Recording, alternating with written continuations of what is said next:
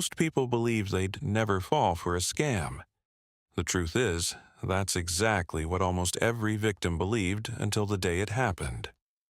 Modern scams aren't designed to fool careless people. They're designed to fool normal, intelligent people who are busy, distracted, or simply caught off guard at the wrong moment. In this audiobook, you'll discover how scammers think, the psychological tricks they rely on, and the simple habits that can help you recognize a scam before it recognizes you.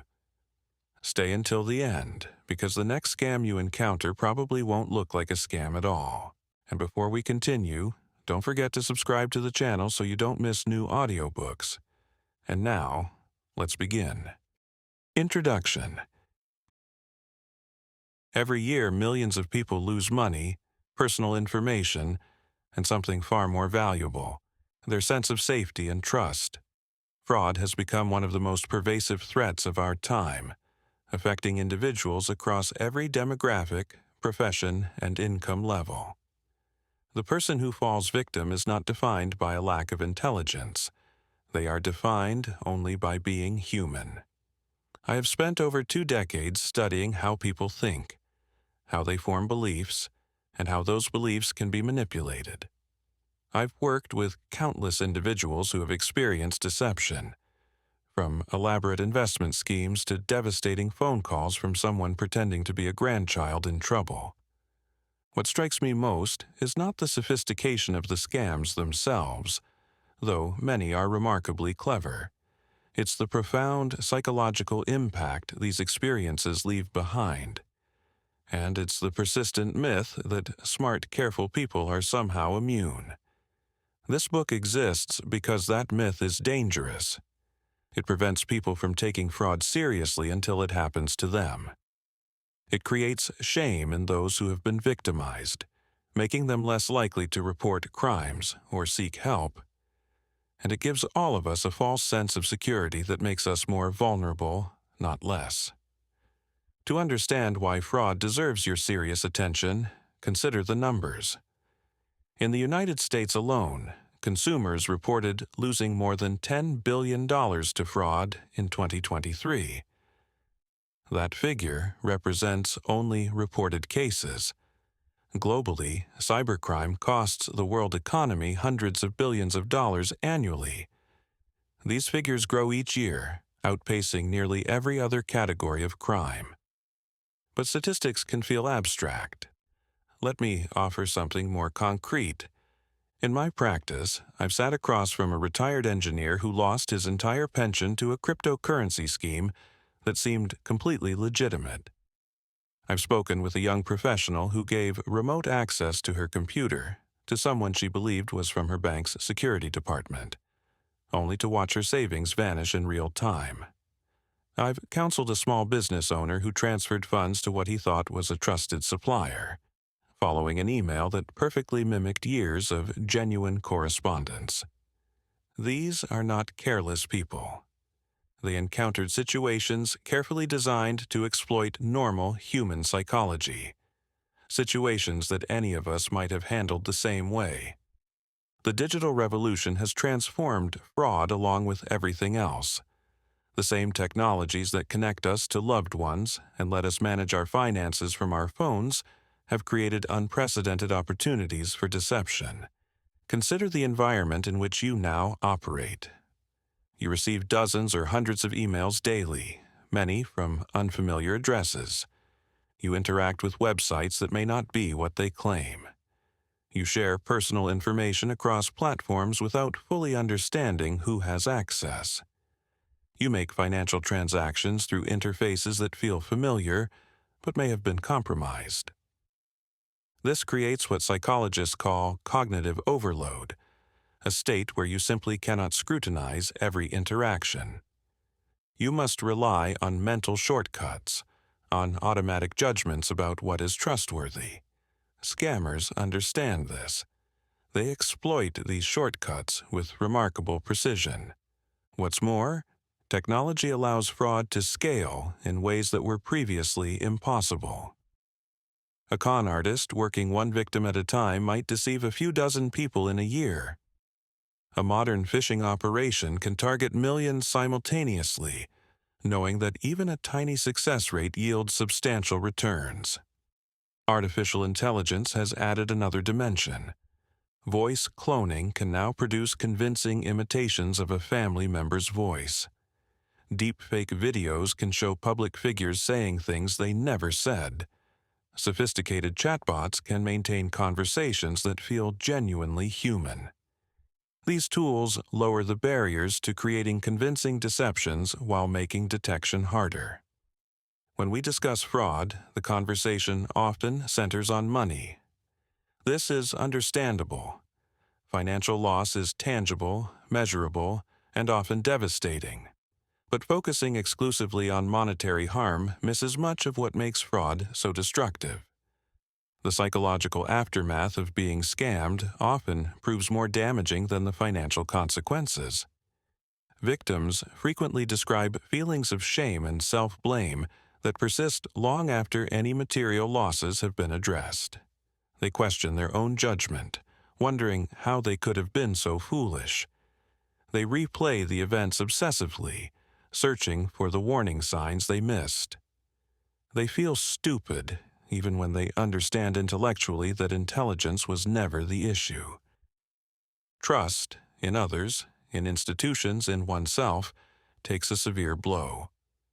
Many victims become hypervigilant, suspicious of legitimate communications. Some withdraw from online activities entirely. Others become fatalistic about the possibility of protection. Relationships suffer too. Victims may hide what happened out of embarrassment, isolating themselves at the very moment they most need support. When the truth emerges, conflicts often follow, especially if shared resources were affected. There's also a broader social cost. Each successful fraud erodes the trust that allows commerce and communication to function. When people become afraid to answer phone calls or respond to emails, everyone pays a price. Here's the key point. Vulnerability to fraud is universal. Research consistently shows that education, income, and age do not provide the protection we might assume. No demographic is immune. Younger adults actually report higher rates of certain fraud types, particularly online shopping and employment scams. Their comfort with digital transactions can translate into overconfidence. Older adults possess experience that provides protection when appropriately applied, but they're targeted for different reasons. Highly educated individuals may actually be more vulnerable to certain approaches because they trust their own judgment and are slower to recognize when it's being manipulated. Wealthy individuals face targeted attacks that exploit financial complexity. Those with fewer resources face schemes that exploit financial desperation. The common thread is not who victims are, but how scams work. Fraud succeeds by exploiting psychological mechanisms common to all humans. The techniques have been refined over centuries and, more recently, informed by behavioral science. What this book offers. This book is a comprehensive guide to understanding and defending against fraud. My approach is rooted in psychology, but oriented toward practical application.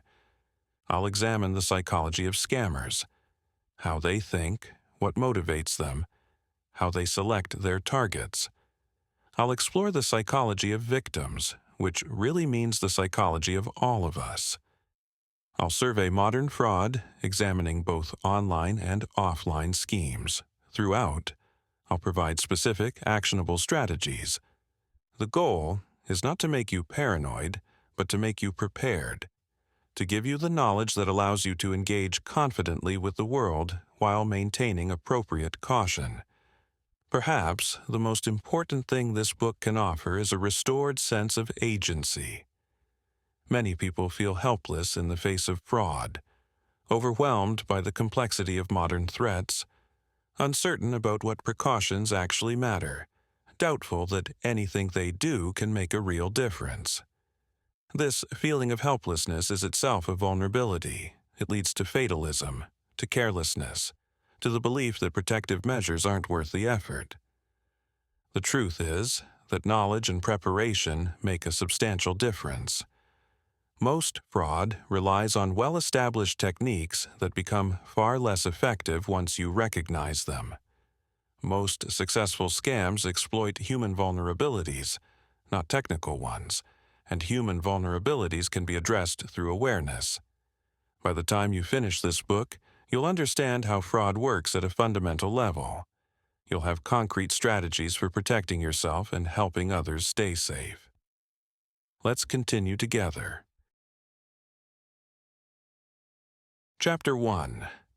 Types of Fraud. The landscape of deception is vast and varied. If the introduction established that fraud has become one of the defining threats of our era, this chapter maps the territory in detail.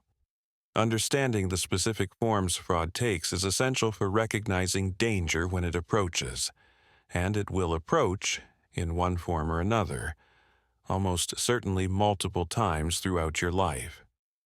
What follows is a systematic survey of the most common types of fraud encountered by ordinary people. Some of these categories overlap, and many individual scams combine elements from several types.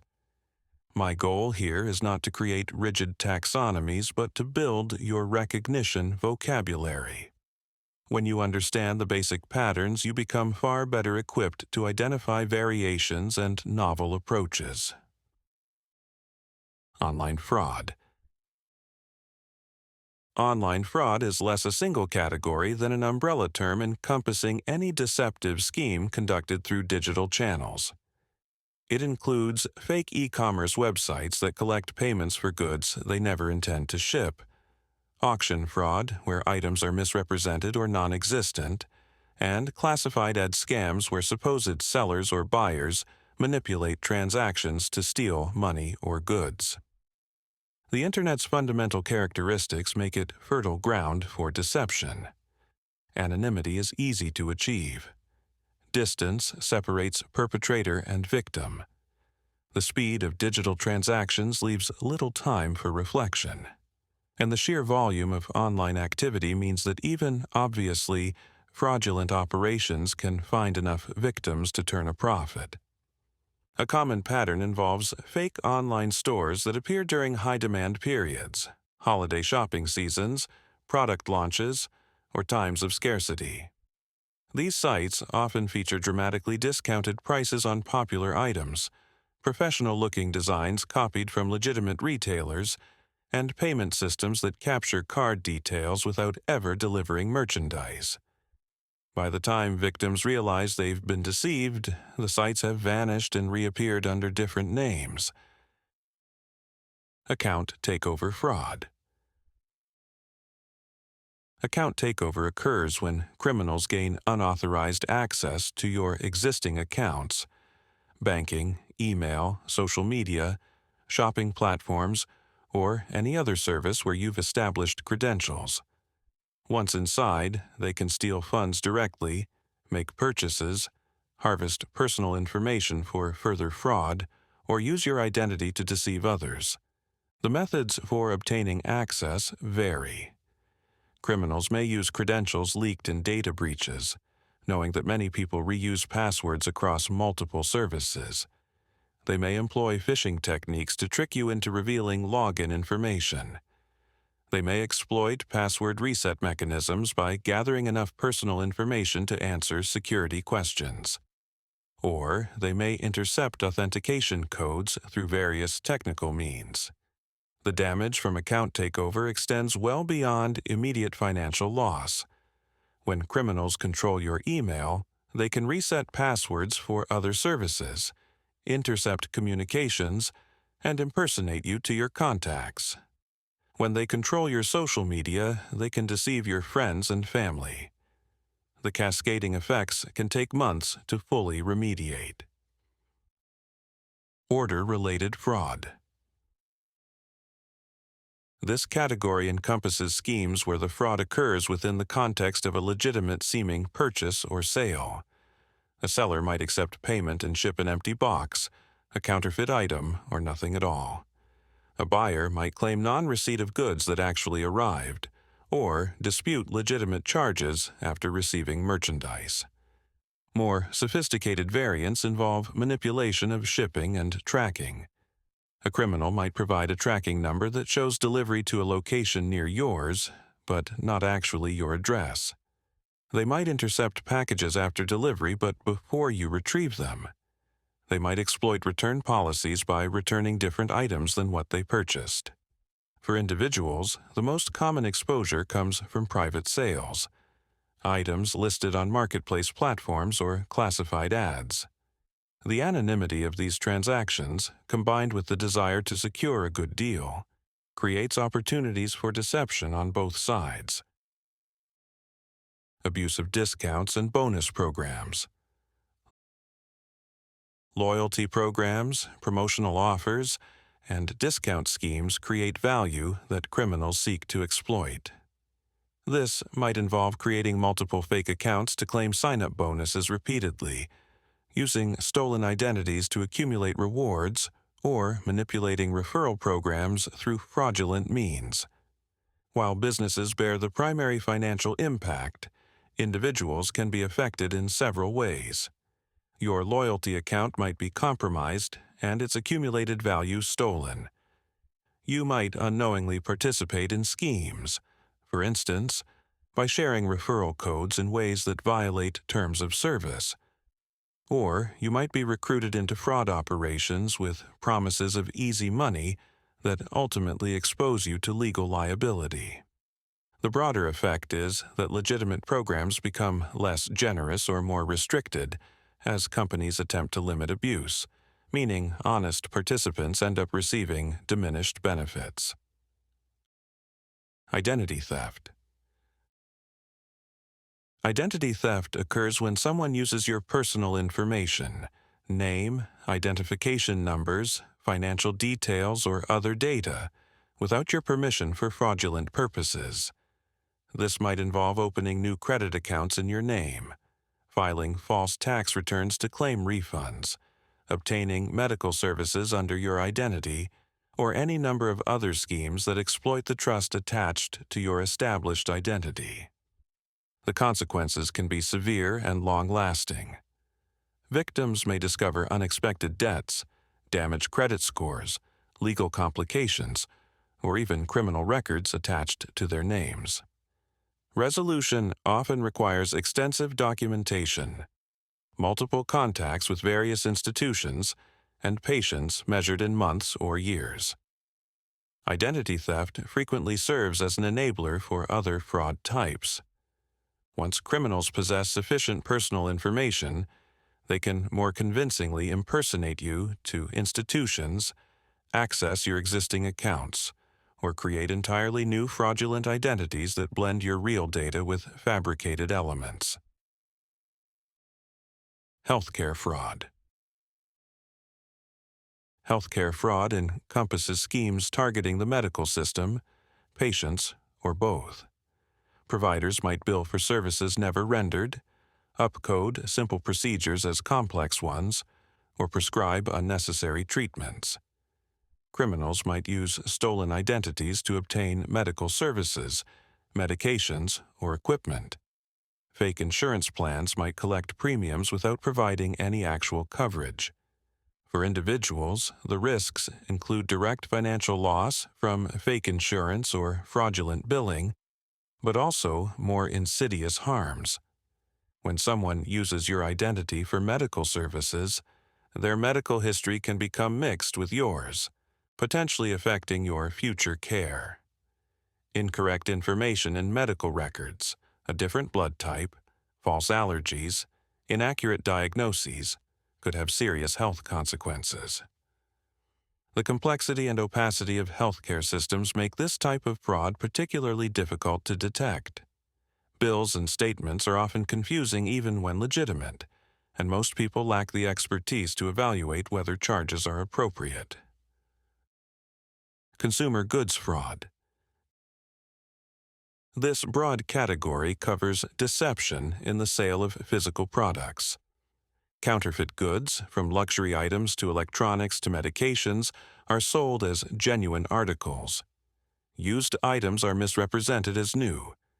Defective products are sold without disclosure. Specifications are exaggerated or falsified. The risks vary by product category. Counterfeit electronics might simply underperform, or they might pose fire or electrical hazards. Fake medications might be ineffective, or they might contain harmful substances. Counterfeit automotive parts might fail under conditions where failure is dangerous. Online marketplaces have amplified these risks by connecting buyers with sellers across the globe, making verification difficult and legal recourse often impractical. The combination of attractive prices, convincing product images often stolen from legitimate sellers, and fabricated reviews creates an environment where distinguishing genuine offerings from fraudulent ones requires considerable vigilance. Romance fraud. Romance fraud exploits the human desire for connection and intimacy. Con artists create false identities on dating platforms, social media, or other online venues, cultivating relationships over weeks or months before introducing financial requests. The requests often involve emergencies, medical crises, business problems, travel difficulties, that seem to explain why the romantic partner cannot meet in person and needs financial assistance. The psychological sophistication of these schemes makes them particularly devastating. Perpetrators invest substantial time building emotional bonds, learning their victims' vulnerabilities, and crafting personas designed to appeal to specific desires. By the time money is requested, victims are emotionally invested in the relationship and motivated to help someone they believe they love. The losses are not only financial. Victims experience grief for a relationship that never existed, shame at having been deceived, and often lasting difficulty trusting future romantic possibilities. Many victims continue sending money even after friends or family express concerns, and some maintain belief in the relationship's authenticity long after objective evidence of fraud has emerged. Travel agency and vacation fraud. Fraudulent travel schemes exploit the significant sums involved in vacation planning and the complexity of booking arrangements. Fake travel agencies collect payments for trips they never intend to arrange. Fraudulent vacation rentals advertise properties that don't exist or that the advertisers have no right to rent. Timeshare resale scams promise to sell unwanted timeshares for fees paid up front, but never deliver results. The timing of discovery often compounds the harm. Victims may not learn that their arrangements are fraudulent until they arrive at an airport, hotel, or rental property, far from home, committed to travel, and with limited immediate options. What was supposed to be a vacation becomes a crisis. Warning signs often involve pressure to pay through unusual methods, prices significantly below market rates, and reluctance to provide verifiable details about the business or property. Legitimate travel businesses have established reputations, physical addresses, and standard payment practices that can be verified before you commit. Ticket fraud. Whether for concerts, sporting events, theater, or transportation, tickets represent value that criminals seek to exploit. Counterfeit tickets may look convincing but fail at venue entry. Legitimate tickets may be sold multiple times to different buyers. Tickets may be purchased with stolen payment methods and resold before the fraud is discovered and the tickets canceled. Investment fraud. Investment fraud encompasses schemes that promise financial returns but deliver losses instead. The sophistication varies enormously. Some schemes are crude solicitations from strangers. Others involve professional presentations, elaborate documentation, and endorsements from seemingly credible figures. The rise of cryptocurrency and other novel financial instruments has created new opportunities for fraud, as many potential investors lack the knowledge to evaluate claims about unfamiliar technologies. Losses from investment fraud can be catastrophic, often involving retirement savings or other funds accumulated over lifetimes. The combination of significant sums, shame at having been deceived, and limited recovery prospects makes this among the most psychologically damaging fraud types. Pension fraud. Pension fraud specifically targets retirement savings through various mechanisms. Scammers may offer to unlock pension funds before normal retirement age, charging substantial fees and often facilitating transfers into fraudulent investments. They may impersonate pension administrators to redirect payments. They may promote pension liberation schemes that are technically legal, but involve ruinous tax consequences that aren't clearly disclosed. The targeting of retirement savings makes this particularly cruel. Victims are typically older, with limited time and opportunity to recover losses through continued earning. The security that decades of work was supposed to provide vanishes, often along with trust in the financial institutions that were supposed to safeguard it. Lottery fraud. The basic structure of lottery fraud involves notification of winnings in a contest the victim never entered. Claiming the supposed prize requires payment of fees, taxes, or other charges. Once paid, additional fees emerge, and the promised winnings never materialize. Despite the obvious logical flaw, winning a lottery you never entered, these schemes succeed because they exploit powerful emotional responses. The possibility of sudden wealth is intoxicating, and once engaged with the fantasy, victims find reasons to believe. The scammers provide explanations for the unexpected win, documents that appear official, and urgency that discourages careful reflection. Variations include notification of inheritance from unknown relatives, prizes from promotions run by well-known companies, and grants from government programs. The common element is something valuable that requires upfront payment to claim. Courier and safe account fraud. Courier fraud involves criminals contacting victims claiming to be from banks or police, alleging that accounts have been compromised. Victims are instructed to withdraw cash, purchase valuable items, or hand over bank cards, which are then collected by a courier. Safe account schemes work similarly, convincing victims their accounts are compromised and funds must be transferred to a safe account for protection. That account, of course, is controlled by the scammers. Both exploit respect for authority and the desire to cooperate with institutions. Victims are often told not to discuss the matter with bank staff. Recurring payment fraud. This category involves the unauthorized establishment of ongoing charges. Criminals may obtain payment details and set up subscriptions or recurring payments to accounts they control. They may offer free trials that convert to paid subscriptions, with deliberately obscure cancellation procedures. They may continue charging for services long after cancellation requests. The recurring nature means that losses accumulate over time, sometimes unnoticed for extended periods. Small charges may escape attention on busy statements. The ongoing relationship between charge and payment method makes stopping the fraud more complicated than with single transactions. Phishing, vishing, and smishing. These three terms describe the same fundamental approach: deceptive communications designed to extract sensitive information or prompt harmful actions across different channels. Phishing uses email, presenting messages that appear to come from legitimate organizations and directing recipients to fake websites or infected attachments. The sophistication ranges from obvious mass mailings to highly targeted spear phishing that references specific personal or professional details.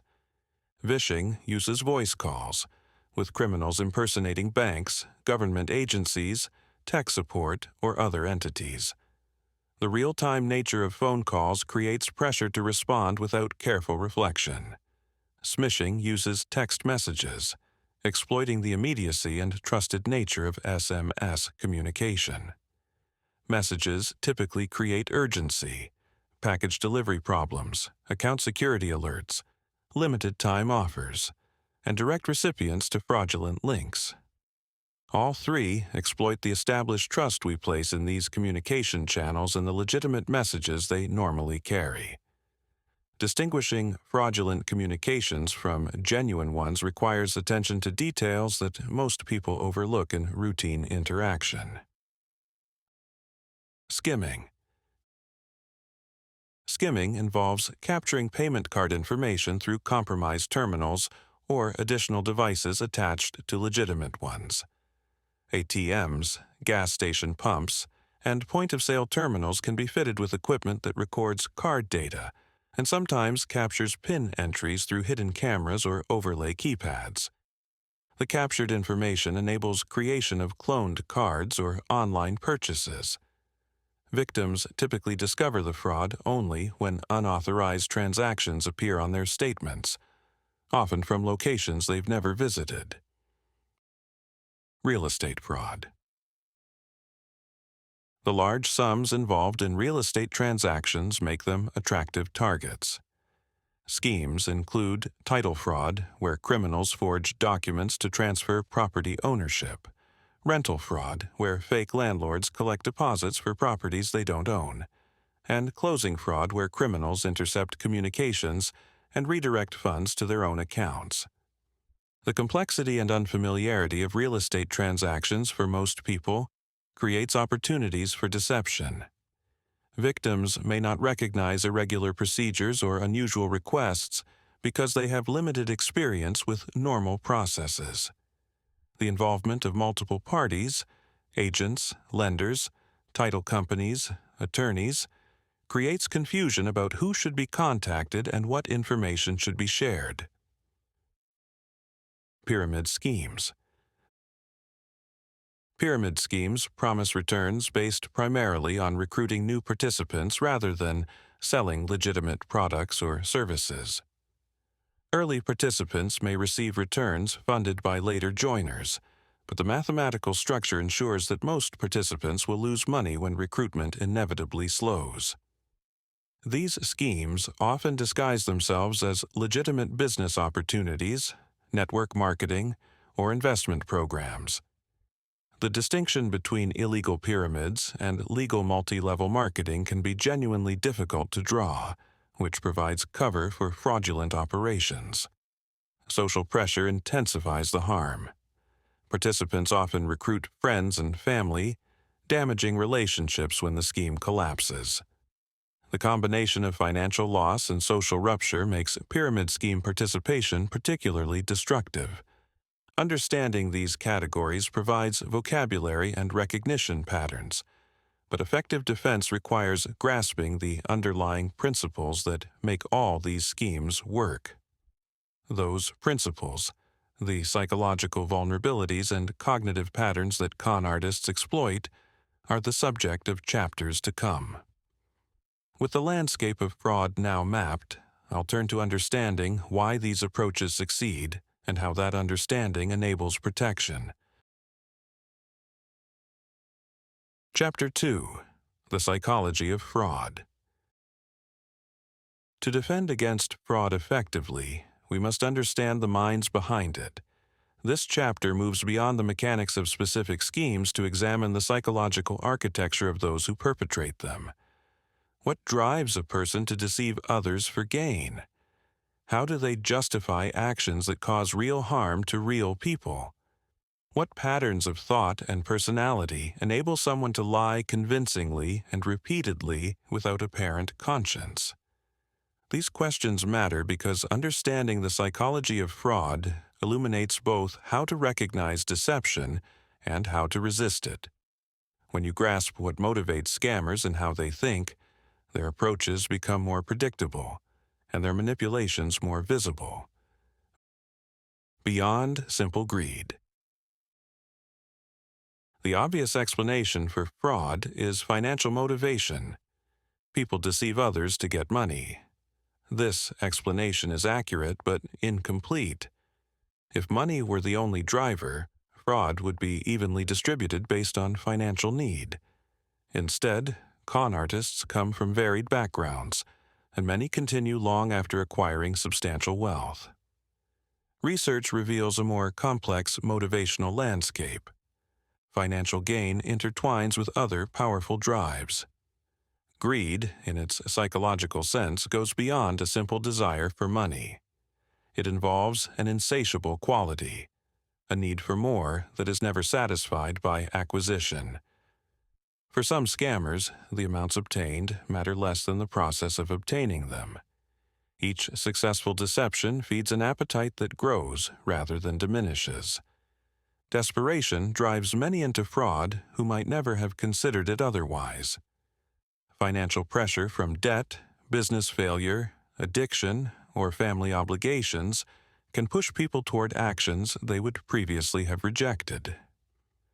The person who embezzles from an employer often begins with a specific crisis and the intention to repay the funds once it passes. That repayment rarely occurs. Social pressure operates where fraud becomes normalized within groups. When colleagues engage in deceptive practices, when supervisors expect fraudulent reporting, when industry culture treats certain deceptions as standard practice, individuals participate out of a perceived necessity for belonging. Revenge motivates some who perceive themselves as having been wronged.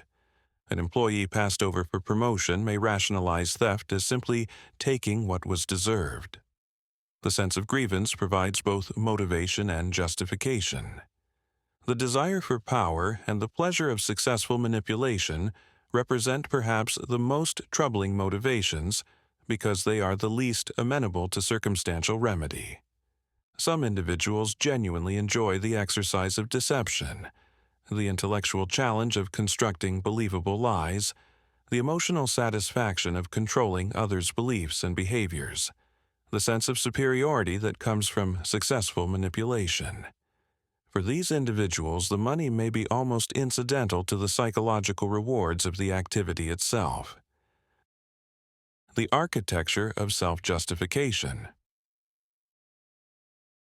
One of the most important questions in understanding fraud is how perpetrators maintain psychological equilibrium while harming others. Most people experience discomfort when their actions conflict with their self-image as decent human beings. Yet con artists often appear unbothered by conduct that would torment others with guilt and shame. The answer lies in sophisticated mechanisms of rationalization, mental processes that reframe harmful actions in ways that preserve positive self-regard. These mechanisms operate largely automatically, protecting the perpetrator from full recognition of what they're doing. Denial of injury involves minimizing harm. Scammers tell themselves victims can afford the loss, insurance will cover it, or the amounts are trivial. Denial of victim redefines those harmed as undeserving. Greedy people who got what they deserved, or corporations that exploit ordinary people. Condemnation of condemners deflects judgment by attacking critics. If everyone is guilty of something, individual guilt becomes meaningless. Appeal to higher loyalties justifies fraud as serving a greater good, family welfare, organizational survival. Cognitive dissonance, the discomfort that arises when behavior conflicts with beliefs, drives these processes. Rather than change their behavior or accept a negative self-image, con artists modify their beliefs about the behavior itself. Over time, actions that initially caused discomfort become routine. Character and personality. Personality traits also play significant roles. Research identifies several characteristics that appear with elevated frequency among those who commit fraud. Narcissistic traits, grandiosity, entitlement, lack of empathy, facilitate fraud. The narcissist's inflated self-regard supports belief in their right to others' resources. Limited empathy reduces the psychological cost of harming others. Antisocial tendencies correlate strongly with fraudulent behavior. These include superficial charm, manipulativeness, lack of remorse, and failure to conform to social norms. In their extreme form, as psychopathy, they describe individuals who mimic emotional responses they don't actually experience. Importantly, most scammers are not psychopaths. The majority possess normal emotional capacity and maintain genuine relationships. Their deceptive conduct exists alongside authentic connections and legitimate achievements. Theoretical perspectives on criminal behavior. Psychology offers several frameworks for understanding why individuals engage in fraud. Cognitive theories emphasize that crime involves choices based on perceived costs and benefits. A key concept is criminal thinking patterns, habitual ways of processing information that support antisocial behavior.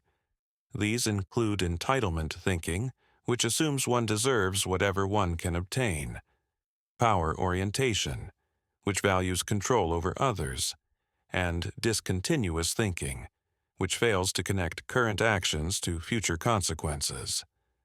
Behavioral theories examine how criminal conduct is learned through reinforcement. Fraud persists because it's rewarded, with money, status, excitement, while punishments are delayed and uncertain. Social learning theory emphasizes that behavior is learned through observation. People acquire both techniques of fraud and attitudes toward it by watching family members, peers, colleagues, and media figures. Growing up in an environment where deception is normalized makes similar behaviors more likely. White-collar crime and organizational context. White-collar crime, criminal conduct by respectable individuals in their occupations, often occurs within organizational settings that shape both opportunities and motivations.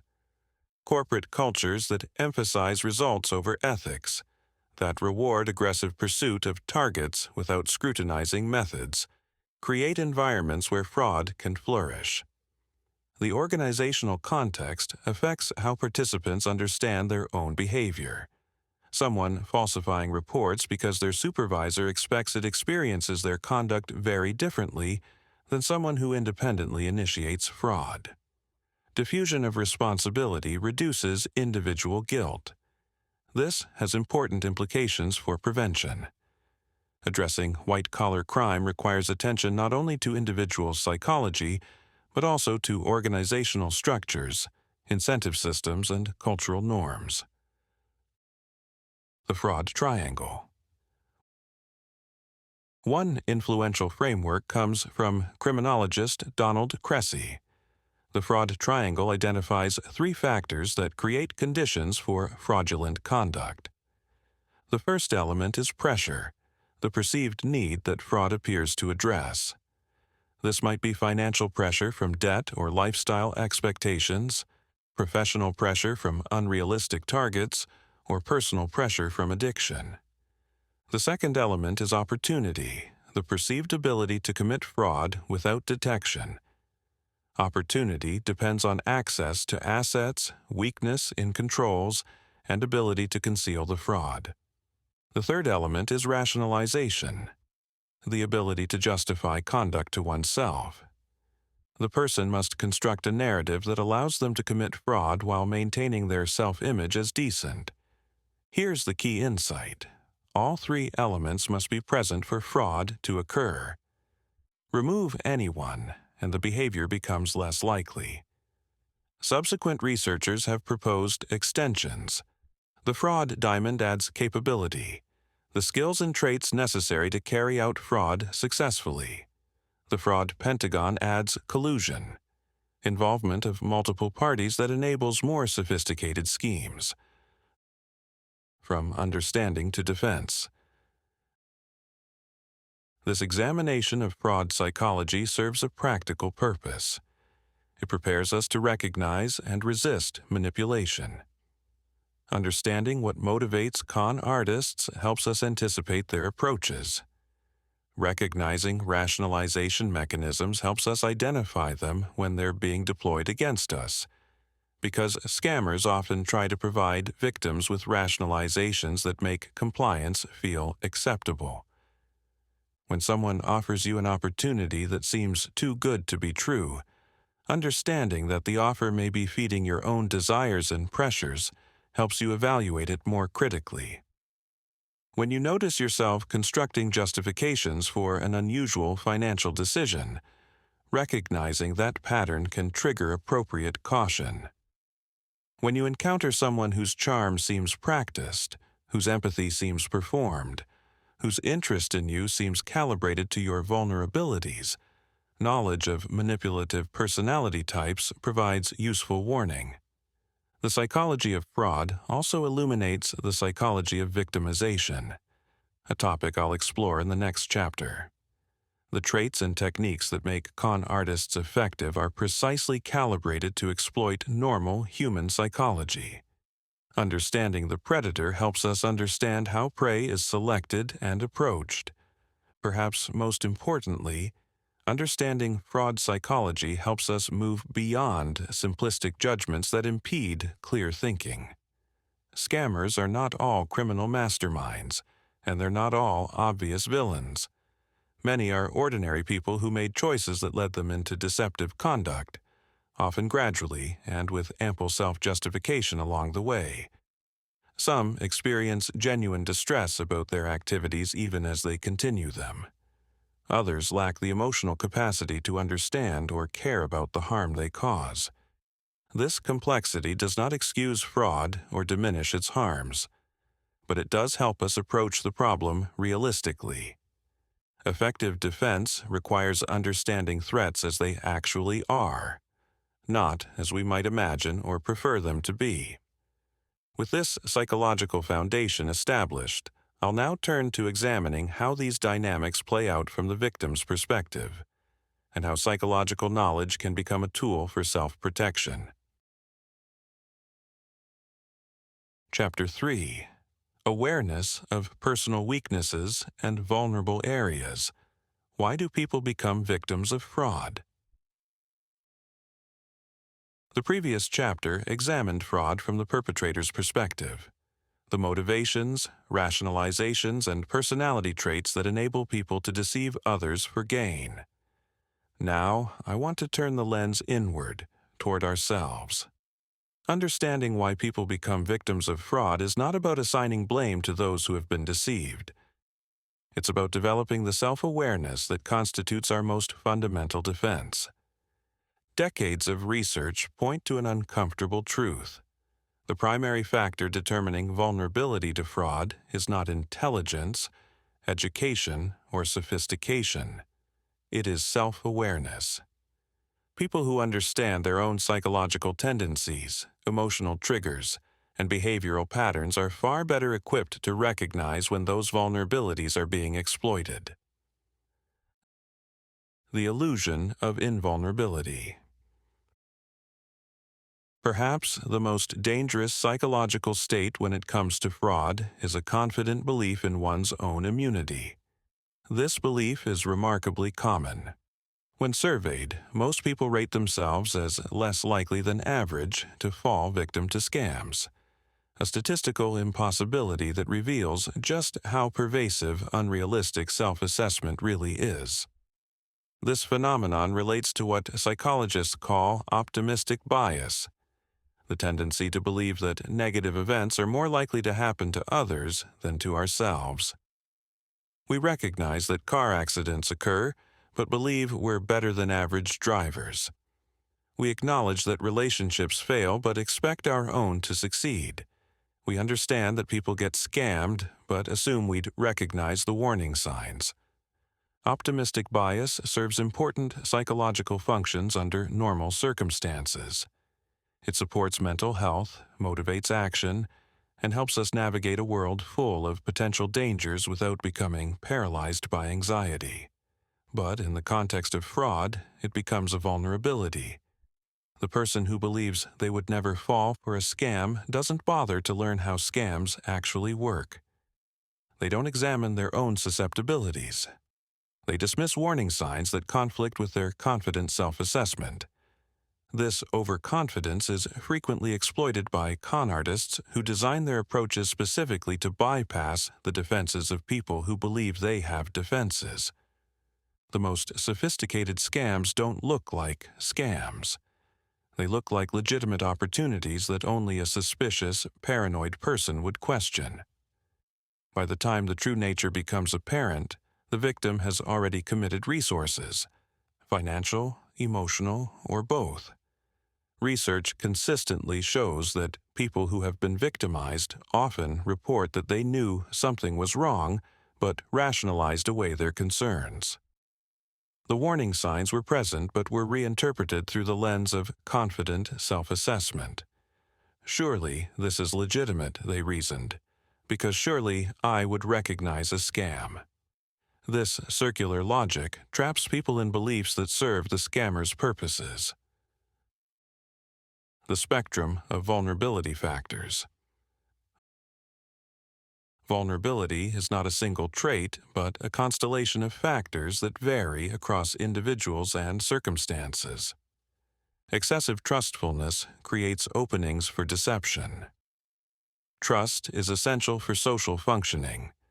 Without the willingness to take people at their word, ordinary life would be impossible. But trust, extended too readily, without verification becomes vulnerability. Consider how trust operates in your own life. Do you believe what people tell you unless given specific reason for doubt? Do you extend good faith to strangers in situations where skepticism might be warranted?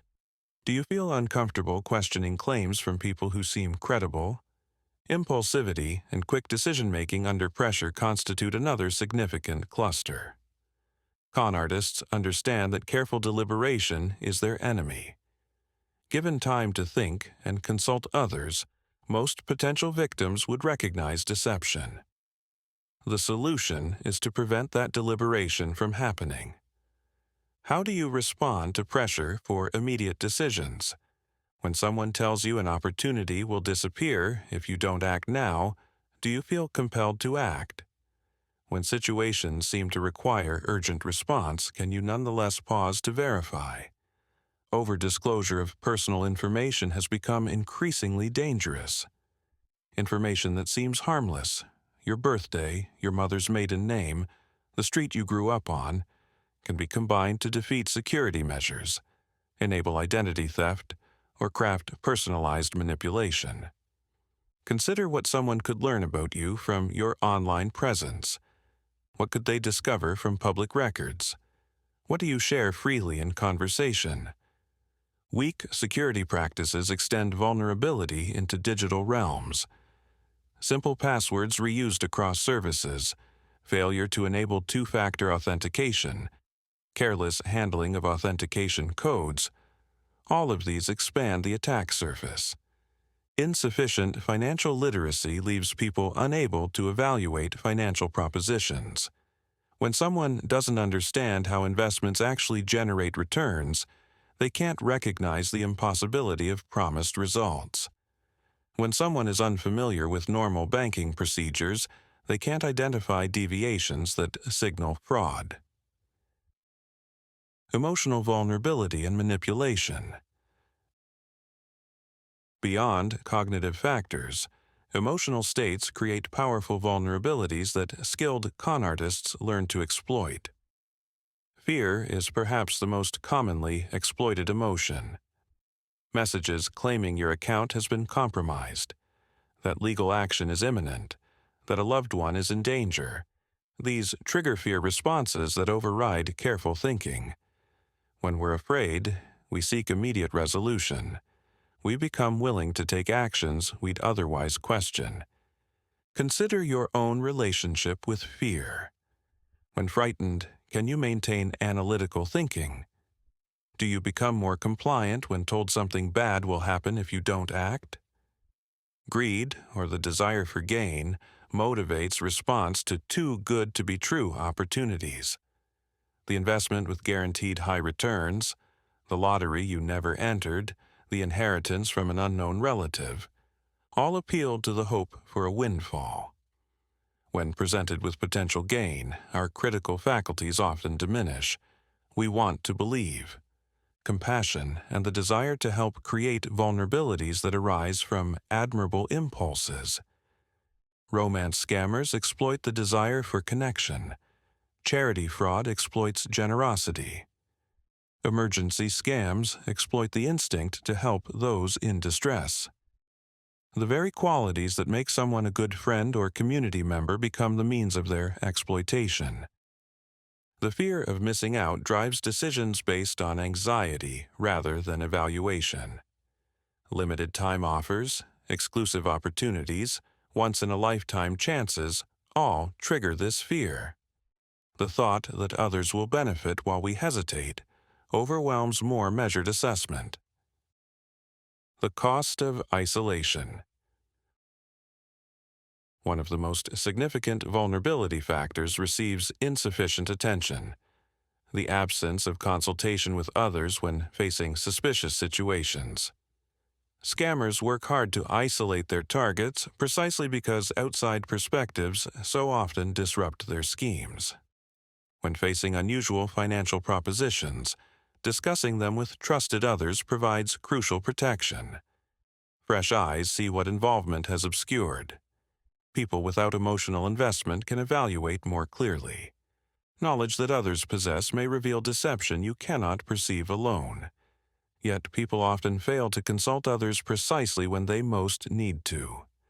Embarrassment about potential gullibility, the desire to secure opportunities before they disappear, instructions from scammers to maintain secrecy, all contribute to the isolation that enables fraud to succeed. Consider your own patterns. When facing significant decisions, do you discuss them with people you trust? When something seems suspicious, do you seek outside input? Or do you tend to make decisions independently, even when stakes are high? People who are socially isolated lack ready access to these protective outside perspectives. Romance scammers specifically target those who seem lonely. The absence of connection becomes a vector for exploitation.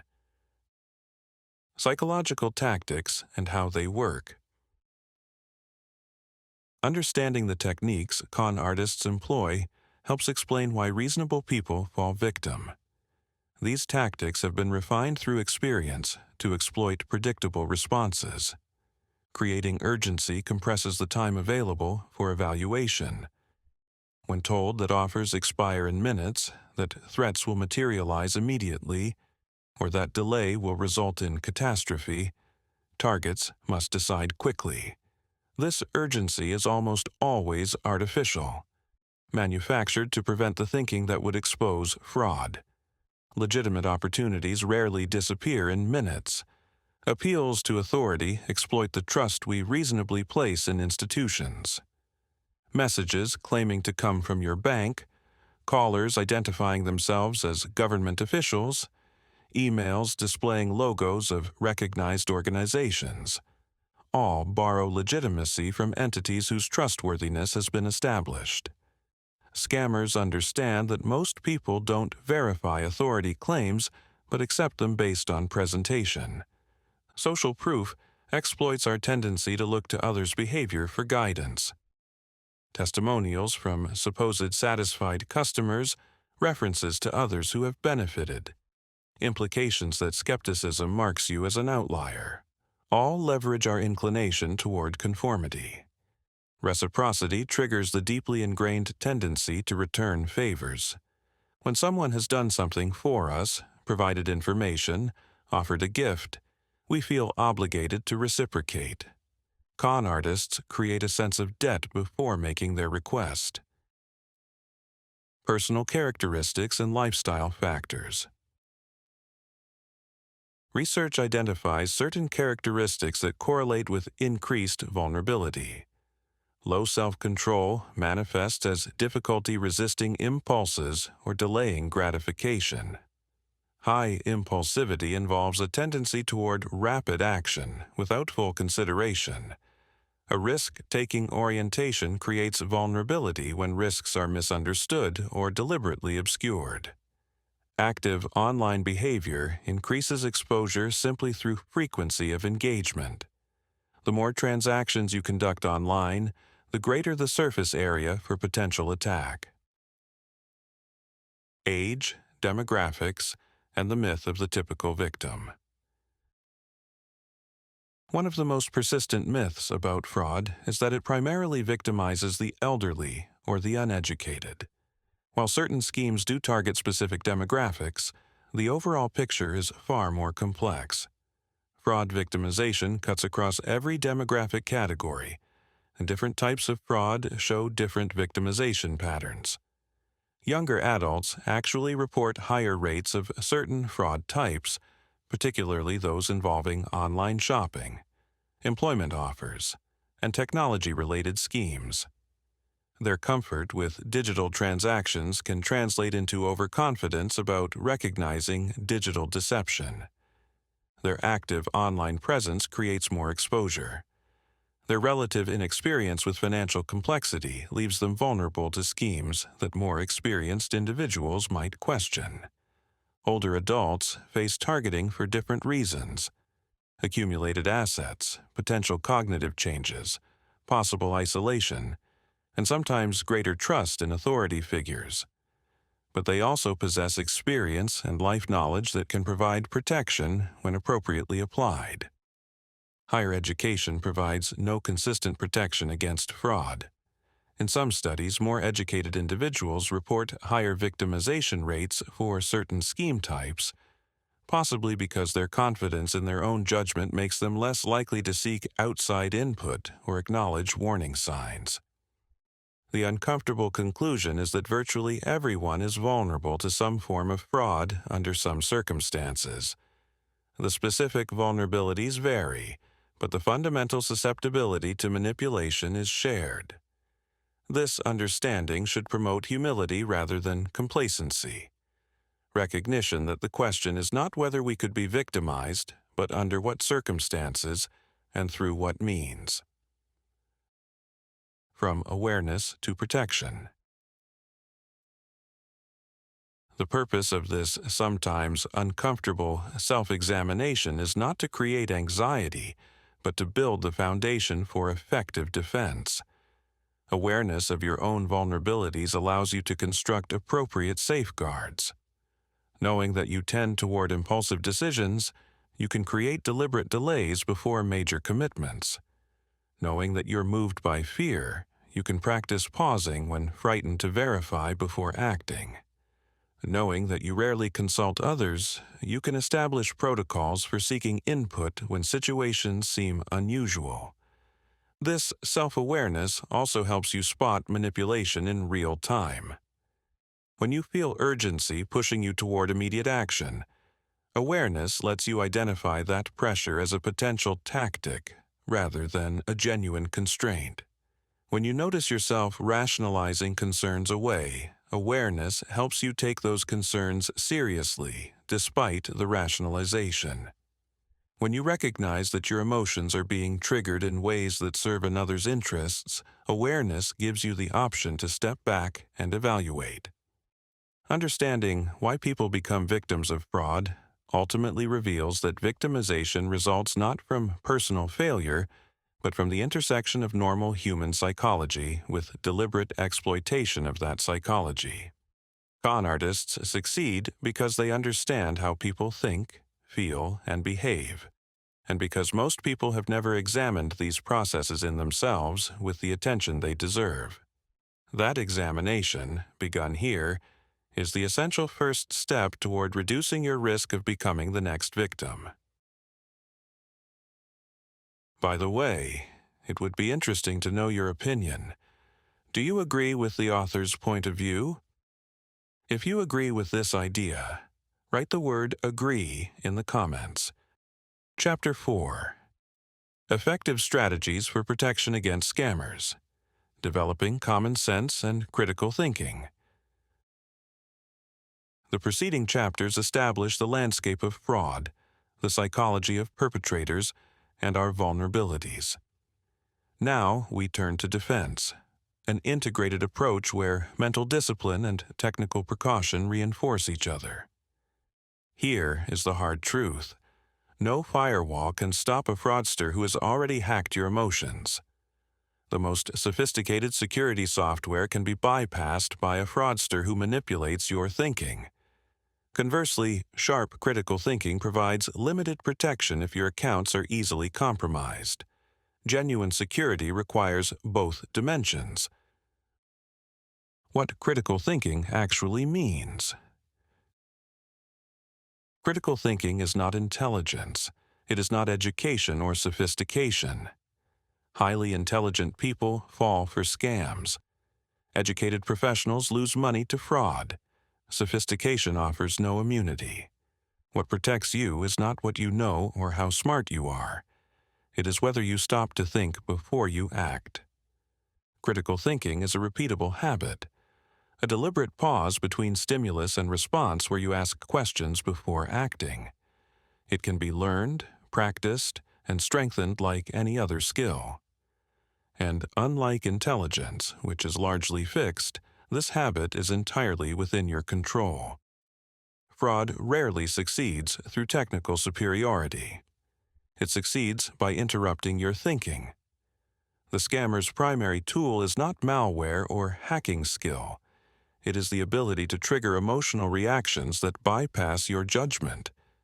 Recall how physiological reactions, like an increased heart rate when a bank calls, are designed to bypass your judgment.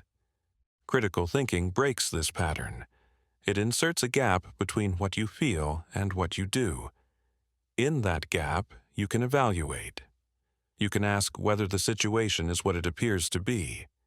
You can consider alternative explanations. You can seek verification. The habit is simple. Before acting on any unexpected request, stop and ask questions. This does not require lengthy deliberation. Often a few seconds of genuine reflection is enough. The key is that you are reflecting at all, that you have interrupted the automatic sequence from stimulus to response. Scammers count on that sequence remaining unbroken. When you break it, their advantage disappears. The questions themselves are straightforward. Is this what it appears to be? How can I verify this independently? What would happen if I waited an hour, a day before responding? Who benefits if I act immediately? What would I advise a friend to do in this situation? None of these questions require expertise. All of them create the distance that fraud cannot survive. People often believe they already think critically, that they would never fall for obvious deception. This confidence is itself a vulnerability. The scams that succeed are not obvious to those who fall for them. They are crafted to seem reasonable, to fit expectations, to trigger action before doubt has time to form. Assuming you would recognize fraud is precisely the assumption that fraud exploits. True critical thinking begins with humility, the recognition that you are not immune, that your judgment can be compromised, that smart people fall for scams not because they are stupid, but because they are human. From this recognition comes vigilance. From vigilance comes the habit of pausing, and from that habit comes protection that no amount of confidence can provide. The core skill: pause, verify, decide. Every fraud defense reduces to 3 actions. Pause. Do not act immediately. Create physical and temporal distance from the request. Put down the phone. Close the email. Walk away from the door. Even 30 seconds of separation weakens the emotional grip of manipulation. Verify. Confirm claims through channels you control. This means independently finding contact information, not using numbers, links, or addresses provided in the suspicious communication. Call your bank using the number on your card. Visit the company website by typing the address yourself. Ask the person at your door to wait while you phone their organization directly. Decide. Only after pausing and verifying should you choose how to respond. At this point, you have moved from reaction to deliberation. Your judgment is engaged. Most fraud falls apart here because it cannot survive scrutiny. This sequence is the foundation of protection. Everything else, technical measures, specific knowledge, security tools, supports and strengthens it. Applying basic logic to claims.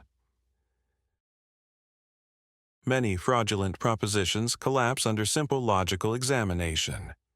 You do not need specialized knowledge, just willingness to ask whether what you are being told actually makes sense. Start with plausibility. If an investment guarantees 15% annual returns with no risk, ask yourself why every pension fund and billionaire has not already captured this opportunity.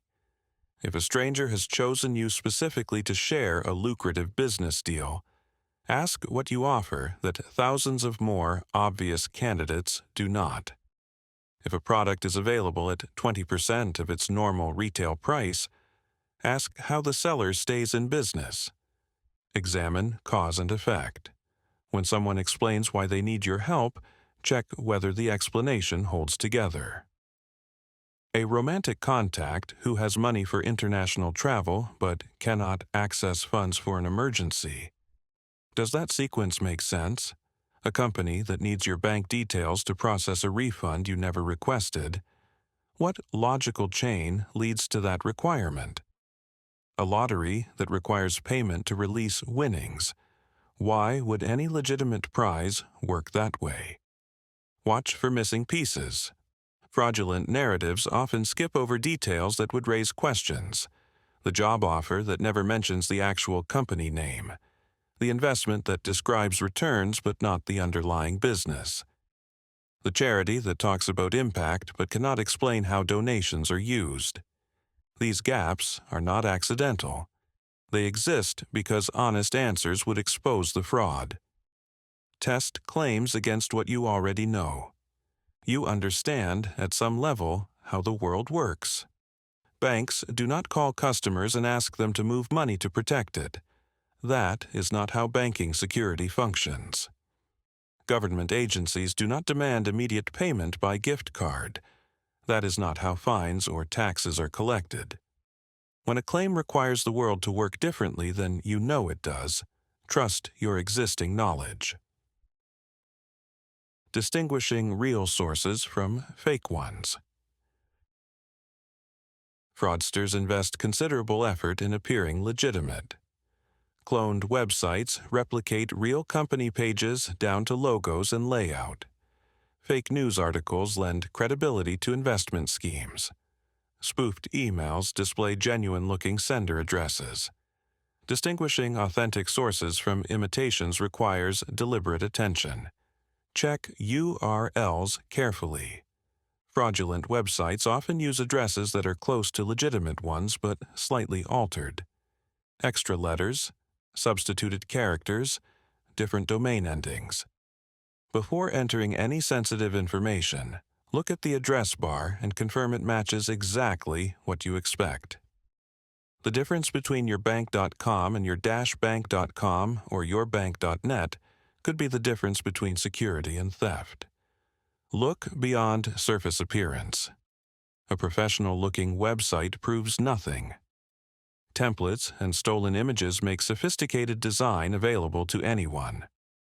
What matters is verifiable substance. Does the site have complete contact information with a physical address?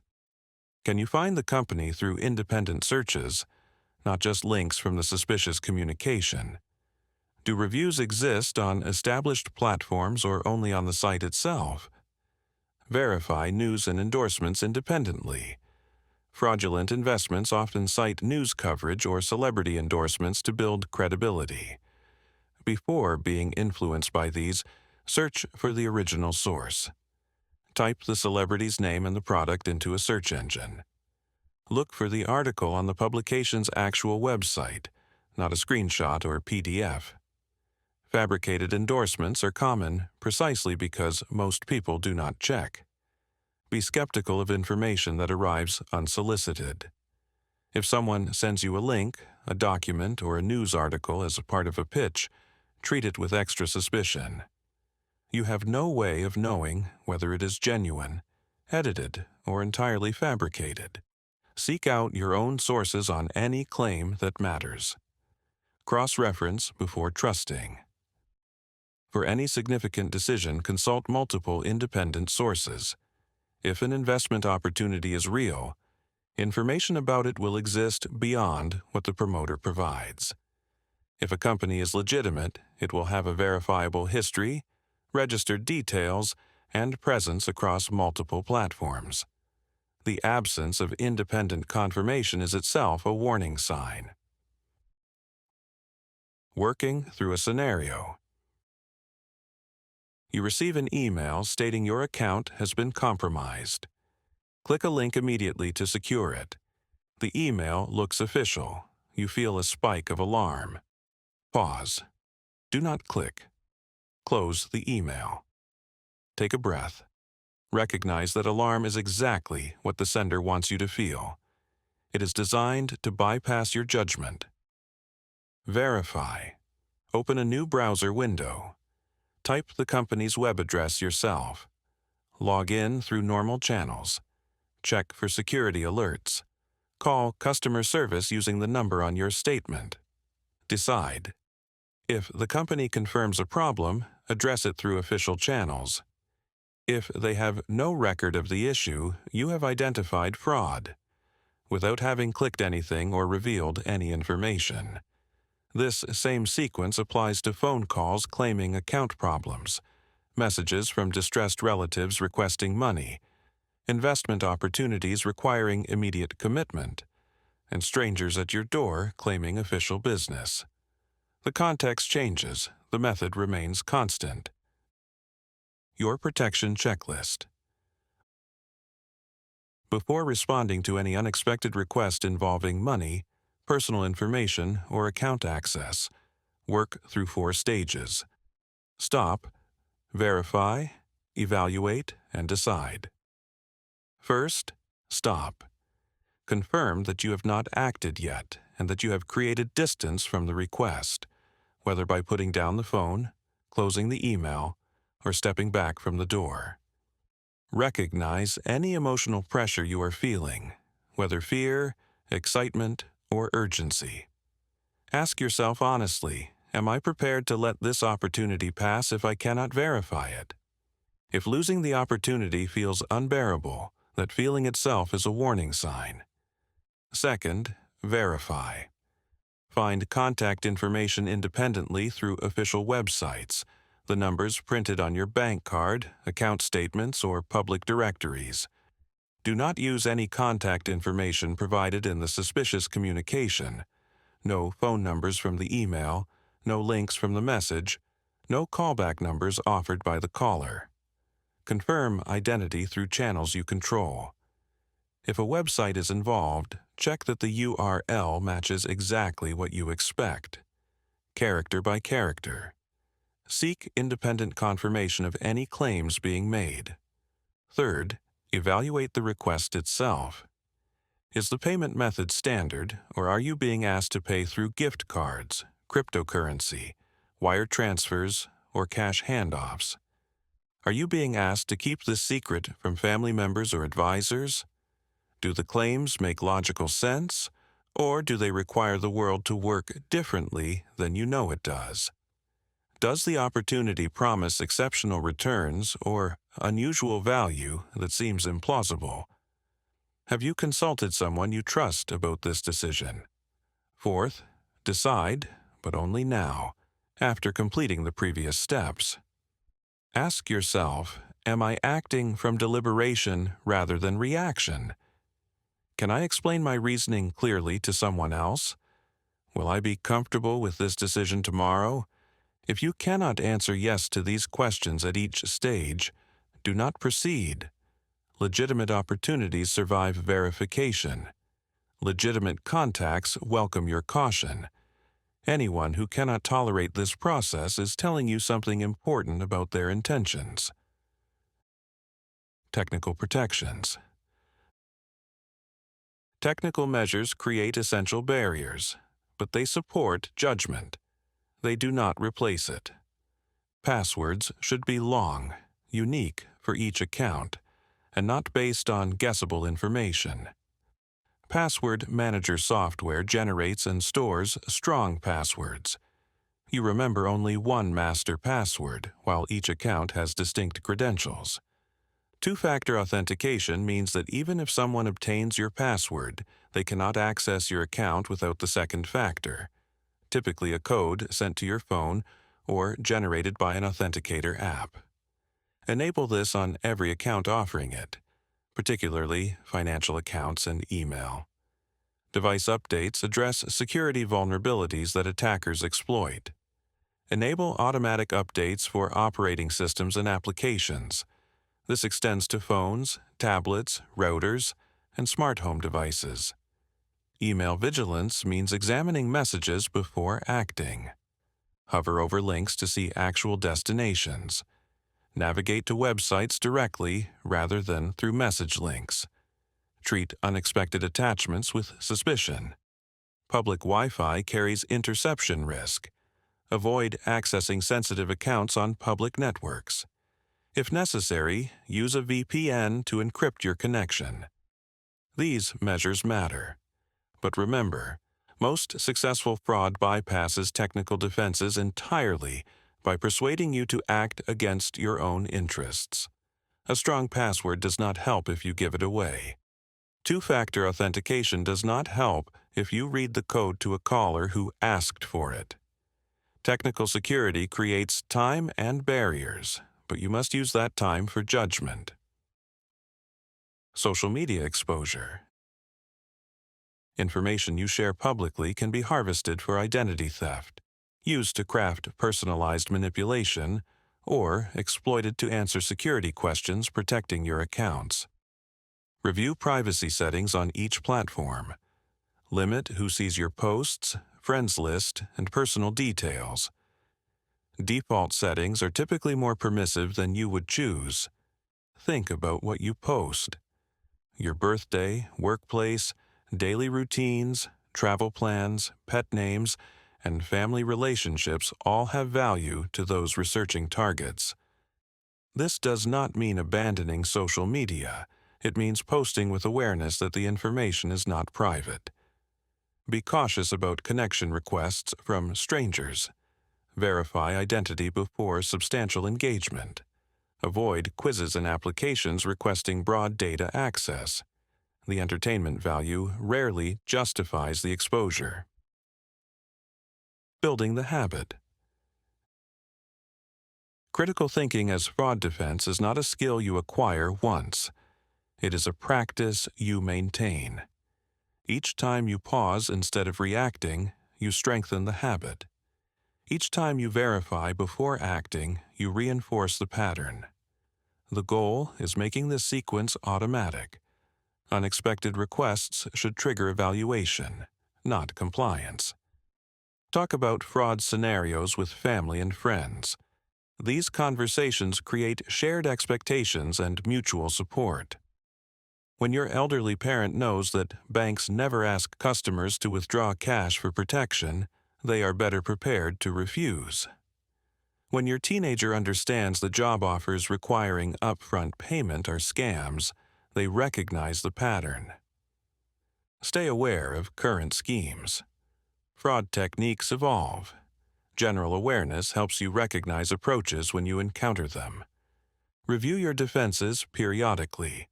Check privacy settings as platforms change. Verify security software is current. Audit accounts for vulnerabilities.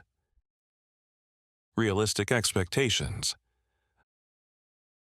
These measures significantly reduce risk but cannot eliminate it entirely. Sophisticated targeted attacks, unfamiliar schemes, moments of unusual stress, These can affect anyone. The goal is not perfect immunity. It is reducing vulnerability to levels where successful attack becomes unlikely, and building the awareness to recognize and limit damage when something does get through. With these practices, most fraud attempts will fail against you. You become a difficult target rather than an easy one. And when something does penetrate initial defenses, you are positioned to respond effectively, because you have developed the habit of thinking before acting. Chapter 5. Scammers in Real Life. Protection against fraudsters in the offline environment. The digital focus of much fraud awareness discussion can create a misleading impression that deception is primarily a phenomenon of the Internet age, that protection means securing online accounts and avoiding phishing emails. This impression obscures an important reality. Fraud existed long before computers, and it continues to thrive in face-to-face interactions, telephone conversations, doorstep encounters, and everyday situations where no technology is involved beyond the human voice. Understanding offline fraud matters for several reasons. First, many people who have developed reasonable digital caution remain vulnerable to in-person manipulation. Second, offline schemes often target populations less engaged with digital life, including older adults who may be more comfortable with personal interaction. Third, the psychological principles underlying offline fraud are the same ones that power online schemes. Understanding them in one context strengthens your defense in both. This chapter examines the major categories of real-world fraud, the techniques that make them effective, and the practical measures that provide protection. The persistence of traditional fraud. Fraud is among the oldest of crimes. The confidence trickster, the snake oil salesman, the dishonest merchant. These figures appear throughout recorded history. The fundamental transaction hasn't changed. Someone misrepresents reality to induce another person to part with something of value. What has changed are the specific techniques, the scale of operation, and the technological tools available to both perpetrators and victims. Modern offline fraud exists alongside digital schemes, sometimes operating independently and sometimes as part of hybrid approaches that combine personal contact with technological elements. A con artist might identify targets through online research, then approach them in person. A scheme might begin with a phone call and culminate in a face-to-face handoff of cash. The boundaries between online and offline fraud have become increasingly porous. The enduring effectiveness of offline fraud reflects something important about human psychology. Despite all our technological sophistication, we remain social creatures powerfully influenced by personal interaction. A voice on the phone, a person at the door, a direct gaze and firm handshake. These create impressions of trustworthiness that screens and text simply cannot replicate. Scammers exploit this social wiring, using the power of personal presence to overcome the caution that might protect against more impersonal approaches. Courier fraud. The mechanics of authority exploitation. Courier fraud represents one of the most damaging offline schemes, combining telephone manipulation with in-person collection to extract substantial sums from victims. Understanding its mechanics illuminates principles that apply across many fraud types. The typical scheme begins with a phone call. The caller claims to represent a bank's fraud department, a police investigation, or some other authority concerned with the victim's financial security.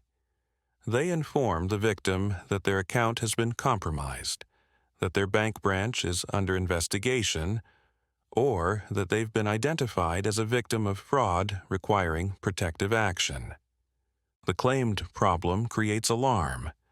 The offered solution creates a path forward. Victims are told they must withdraw cash from their accounts to protect it from the supposed compromise.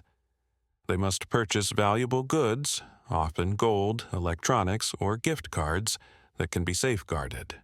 They must transfer funds to a safe account that the helpful authorities have established, or they must hand over their bank cards, complete with PIN codes, so that investigators can examine them for evidence.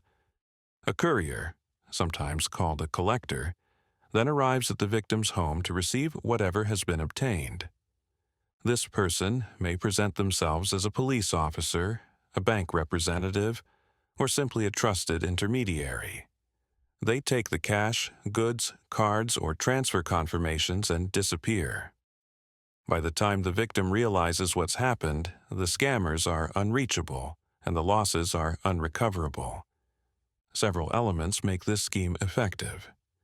The initial contact creates fear by suggesting the victim's financial security is threatened. The authority claim exploits trust in institutions. Most people believe that banks and police are trying to help them. The urgency prevents the reflection that would expose the fraud. The specific instructions give victims clear actions to take, channeling their anxiety into compliance rather than investigation. And the in-person collection by the courier adds a layer of apparent legitimacy that purely remote schemes cannot achieve. Protecting yourself requires understanding that legitimate institutions simply do not operate this way. Banks do not ask customers to withdraw cash for protection. Police do not request that investigation targets purchase goods or transfer funds. No genuine authority figure will ask for your PIN code or pressure you to act immediately without independent verification.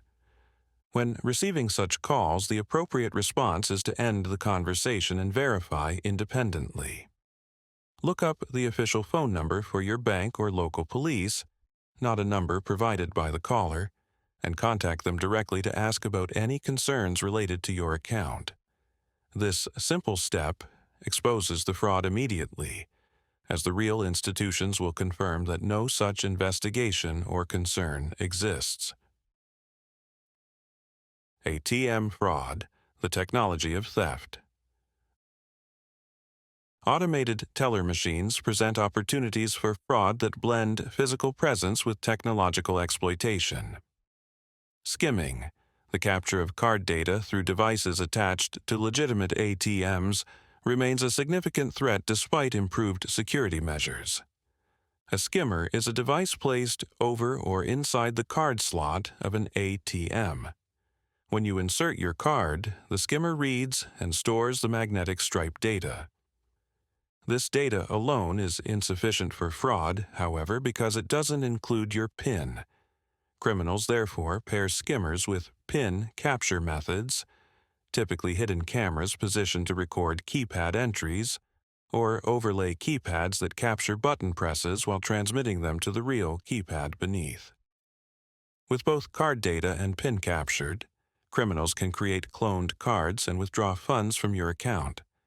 The theft may occur at distant locations, and you may not discover it until you review your statements or receive alerts about unusual activity.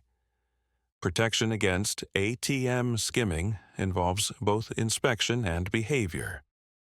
Before inserting your card, examine the ATM for anything unusual. Skimmers often make the card slot appear bulkier than normal. They may be slightly loose, attached imperfectly to the machine. Look for tiny holes near the keypad that might conceal cameras. Compare the machine to others nearby. Significant differences may indicate tampering. When entering your PIN, always shield the keypad with your other hand. This simple gesture defeats camera-based PIN capture regardless of where the camera is positioned. It costs nothing, takes almost no time, and should become automatic whenever you're using any keypad for sensitive entry. Prefer ATMs in secure, well-monitored locations.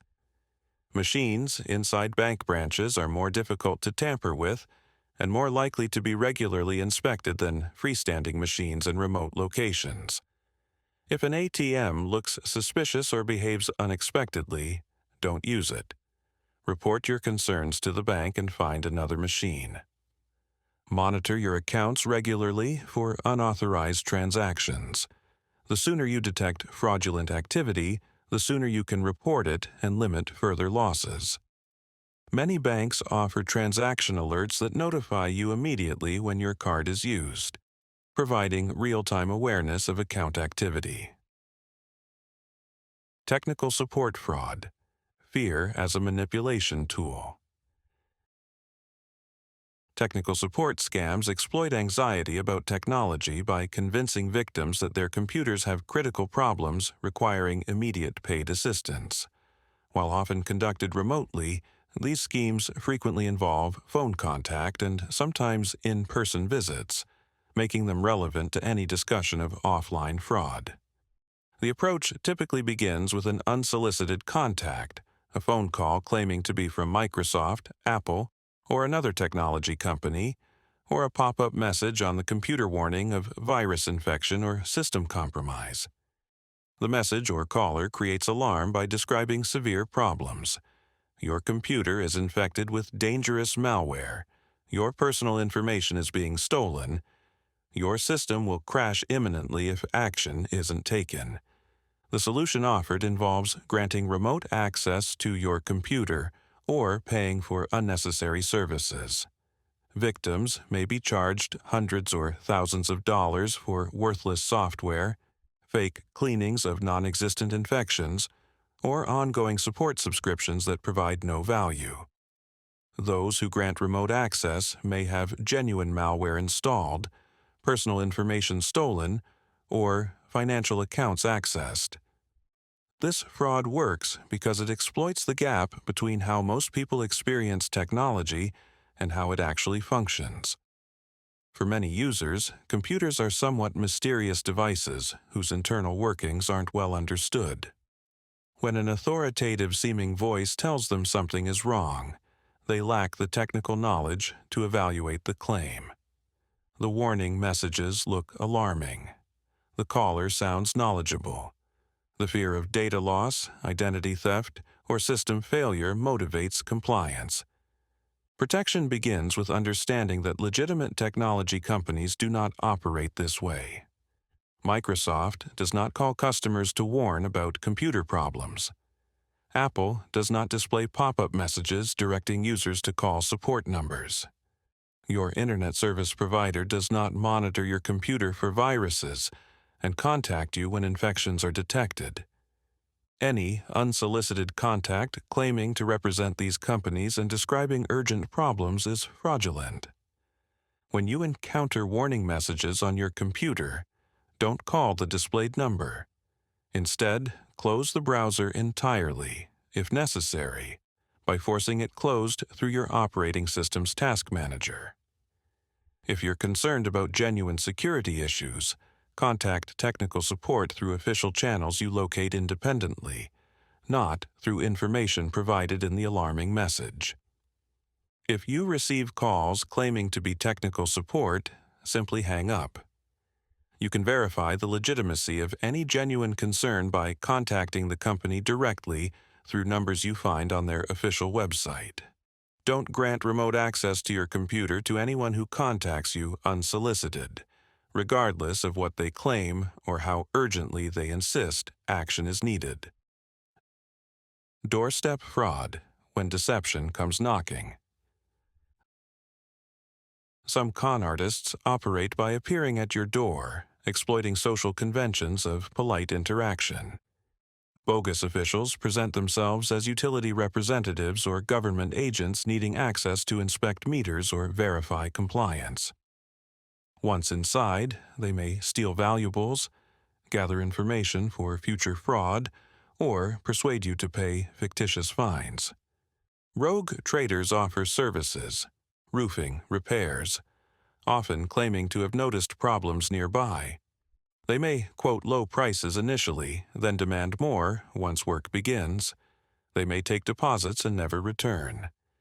Distraction burglars work in teams, with one person engaging your attention while accomplices enter through another access point. Charity collection fraudsters impersonate representatives of legitimate charities, or create fictitious organizations with convincing-sounding names. Protection requires establishing clear boundaries. You're not obligated to open your door to anyone or engage with unexpected visitors. Legitimate officials carry identification you can verify by calling their organization through numbers you find independently. Genuine representatives understand this and will wait while you verify. For home services, obtain multiple quotes from established businesses you contact yourself. Check references, verify insurance and licensing, and never pay the full price up front. If you feel uncomfortable or unsafe with someone at your door, trust that feeling. You owe strangers nothing, not your time, not access to your home. Social politeness should never override personal safety. If you feel threatened, don't engage at all. Call emergency services. The psychology of in-person manipulation. Offline fraud succeeds in part because face-to-face interaction engages psychological processes that remote communication does not. Understanding these processes helps explain why intelligent, cautious people sometimes comply with demands that seem obviously fraudulent in retrospect. Social presence creates accountability pressure. When someone is physically present, we feel their expectations more acutely. Refusing a request made in person feels more confrontational than ignoring an email. The desire to avoid awkwardness, to maintain social harmony, to not seem rude or paranoid, these motivations push toward compliance even when suspicion is present. Authority cues are more powerful in person. A uniform, a badge, a confident demeanor, professional language, these markers of legitimacy have stronger impact when embodied by someone standing before you than when merely claimed in text. We've evolved to respond to such cues, to defer to apparent authority figures, to follow their instructions as we would those of genuine officials. Emotional contagion spreads more readily through direct contact. A scammer who expresses urgency, concern, or alarm can induce corresponding emotional states in their target more effectively in person than through mediated communication. When you feel another person's anxiety, it becomes your anxiety. When they seem concerned for your welfare, you feel their concern as genuine care. Time pressure feels more immediate when someone is waiting for your response.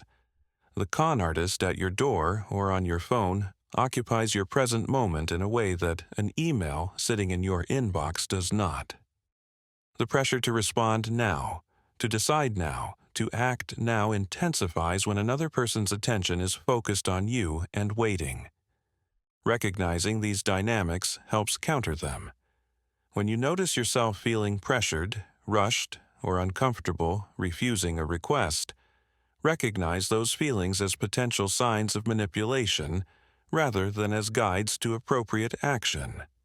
The discomfort of saying no to someone's face is temporary. The consequences of complying with fraud are lasting. Verification as a fundamental practice.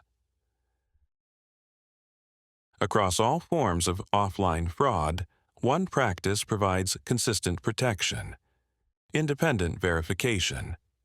Before complying with any significant request from someone whose identity or authority you haven't personally established, verify their claims through channels you control. If someone claims to represent your bank, call your bank using the number on your card or statement. If someone claims to be a police officer, call your local police station using a publicly listed number. If someone claims to represent a utility company, call that company using the number on your bill. If someone offers services claiming to have noticed a problem, get other opinions from contractors you contact yourself. This verification must be truly independent. Don't use phone numbers provided by the person making the claim. Those numbers may connect to accomplices prepared to confirm whatever story has been told. Don't accept badges or identification at face value. These can be fabricated. don't rely on caller ID showing familiar numbers. These can be spoofed. Legitimate representatives of legitimate organizations expect and welcome verification. They understand that fraud exists and that prudent people confirm identities before taking significant actions. Anyone who resists verification, who pressures you to skip it, who insists that time doesn't permit it, that person is demonstrating through their behavior that they should not be trusted. Building offline awareness. Protection against offline fraud, like protection against online fraud, requires ongoing attention rather than one-time effort. Several practices help maintain appropriate vigilance. Discuss fraud scenarios with family and friends. These conversations create shared awareness and establish expectations that verification will be sought in unusual situations. When an elderly parent knows that a bank would never ask them to withdraw cash for protection, they're better equipped to refuse when a scammer makes exactly that request. Establish family protocols for significant decisions. Agree that no one will make major financial transactions, grant home access to unexpected visitors, or comply with urgent demands without first consulting another family member. This creates automatic barriers against the isolation that fraud relies upon. Stay informed about current scam patterns.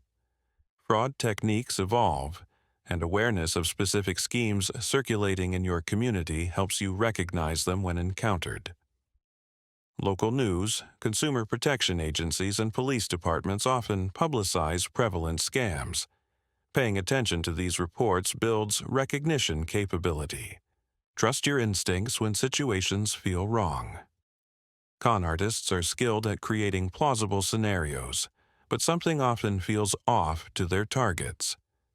That feeling, the sense that something isn't quite right even when you can't articulate what, deserves attention rather than dismissal. When a situation triggers unease, pause and verify before proceeding. The fundamental posture for offline fraud protection is one of respectful skepticism. You can treat people with courtesy while still verifying their claims. You can acknowledge their requests while still taking time to consider your response. You can refuse to comply without being rude or confrontational. This balanced approach protects your interests without requiring you to become suspicious of everyone, or to treat all unexpected contacts as threats. Fraud existed before the Internet, and it will persist regardless of technological change. The human elements, the exploitation of trust, the manipulation of emotions, the pressure toward hasty decisions, remain constant across eras and mediums. Understanding these elements and developing practical responses to them provides protection that transcends any particular scheme or setting. Conclusion. We have traveled together through difficult territory. The landscape of fraud is not a pleasant one to survey. It reveals uncomfortable truths about human nature, about the vulnerabilities we all share, and about the ingenuity that some people direct toward the harming others. Yet this journey has been necessary. Understanding a threat is the first step toward defending against it, and fraud has become a threat that none of us can afford to ignore. Let me bring together what I've explored across these chapters, not merely as summary but as synthesis, the integrated understanding that transforms scattered knowledge into practical wisdom. The nature of the threat we face. Fraud is not a single phenomenon, but a vast ecosystem of deception. From the elaborate investment schemes that drain retirement accounts to the simple phone calls that trick people into revealing passwords. From romance scammers who exploit loneliness to doorstep con artists who exploit courtesy, the forms are endlessly varied. Yet, beneath this diversity lie common principles. Every fraud involves misrepresentation of reality to induce action that benefits the deceiver at the expense of the deceived. Every fraud exploits some aspect of normal human psychology. Our trust, our fear, our hope, our desire for connection, our respect for authority, our wish to help others. The digital transformation of society has not created fraud, but has amplified it enormously. The same technologies that connect us to information, services, and each other also connect us to those who would exploit us. The speed of digital communication compresses the time available for reflection. The anonymity of online interaction removes cues we would normally use to assess trustworthiness. The scale of digital networks allows scammers to reach millions of potential victims with minimal effort. And the constant evolution of technology creates new opportunities for deception faster than most people can develop corresponding awareness. Yet, technology is not the whole story. Fraud persists in face-to-face encounters, telephone conversations, and doorstep visits.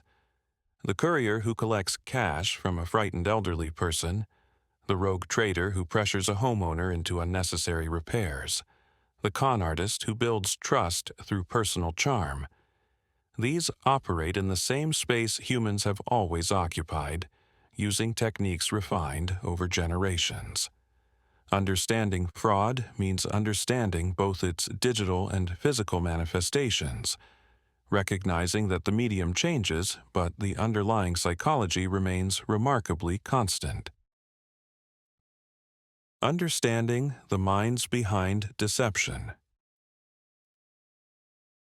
I examined the psychology of those who perpetrate fraud, their motivations, their rationalizations, their characteristic traits. This examination serves practical purposes. When you understand what drives con artists, you can better anticipate their approaches. When you recognize how they justify their actions to themselves, you can identify when similar justifications are being offered to you as reasons to comply with their requests. Scammers are not typically criminal masterminds of extraordinary intelligence. Many are ordinary people who have made destructive choices, often driven by financial pressure, greed, or the intoxicating sense of power that successful manipulation provides. They maintain their self-image through elaborate rationalizations, denying the harm they cause, blaming victims for their own victimization, condemning the society whose rules they violate. These mental mechanisms allow them to continue activities that would otherwise generate unbearable guilt. The fraud triangle, pressure, opportunity, and rationalization, helps explain why fraud occurs when it does. Someone experiencing financial pressure who perceives an opportunity to defraud and who can construct a rationalization that permits the conduct is far more likely to engage in fraud than someone lacking any of these elements. This framework has implications for prevention at both individual and institutional levels. Some con artists exhibit personality traits that facilitate their activities. Narcissism that supports their sense of entitlement, antisocial tendencies that reduce empathy for victims, high tolerance for risk that enables continued activity despite potential consequences. But many possess none of these traits in pronounced form. They are people who, under different circumstances, might never have engaged in deception. This recognition should promote neither sympathy for perpetrators nor complacency about the threat, but rather a realistic understanding of how ordinary human beings come to cause extraordinary harm. The vulnerabilities we share. Perhaps the most important insight from this exploration concerns our own psychology, the vulnerabilities that make us susceptible to fraud regardless of our intelligence, education, or sophistication. This is not comfortable knowledge. Most of us prefer to believe that we would recognize deception, that our judgment is sound, that fraud happens to other people who are somehow less capable or more careless than ourselves. This belief is itself a vulnerability. The optimistic bias that convinces us we're less likely than average to be victimized prevents us from taking the threat seriously. Overconfidence in our own judgment leads us to dismiss warning signs that conflict with our self-assessment. The very intelligence and education we rely upon can become liabilities when they support excessive trust in our own analysis. I examined the factors that create vulnerability: excessive trustfulness, impulsivity, tendency toward quick decisions under pressure, over-disclosure of personal information, weak security practices, insufficient financial literacy. I explored how emotional states, fear, greed, compassion, the anxiety of missing out, can be manipulated to override rational evaluation. I considered how isolation from trusted others removes the outside perspectives that so often expose fraud before harm occurs. The lesson is not that we should become paranoid or cynical. Trust remains essential for social functioning, and most interactions with others are exactly what they appear to be. The lesson is rather that self-awareness provides protection. When you understand your own tendencies, when you know that you lean toward impulsive decisions, or that you are moved by appeals to compassion, or that you rarely consult others before acting, you can construct appropriate safeguards. You can build in delays, establish verification habits, create consultation protocols that compensate for your particular vulnerabilities. The integration of defense. Effective protection against fraud requires integrating multiple elements into a coherent defensive posture. Critical thinking provides the foundation. The capacity to analyze claims, evaluate sources, question assumptions, recognize manipulation, and resist pressure for immediate decisions. But critical thinking alone is insufficient. Technical measures, secure passwords, two-factor authentication, updated software, careful privacy settings create additional barriers that make various attacks more difficult to execute. And practical habits, verification procedures, consultation with trusted others, appropriate skepticism toward unexpected contacts, translate knowledge into consistent protective behavior. These elements reinforce each other. Critical thinking helps you recognize when technical safeguards are being circumvented through social engineering. Technical measures buy time for critical evaluation by preventing unauthorized access to accounts and information. Practical habits ensure that both cognitive and technical defenses are actually deployed rather than remaining theoretical knowledge never applied. The specific protections vary by context. Online environments require attention to password security, recognition of phishing attempts, and caution about the information we share. Offline environments require verification of identities, resistance to doorstep pressure, and awareness of schemes that exploit personal presence. But the underlying principles remain constant.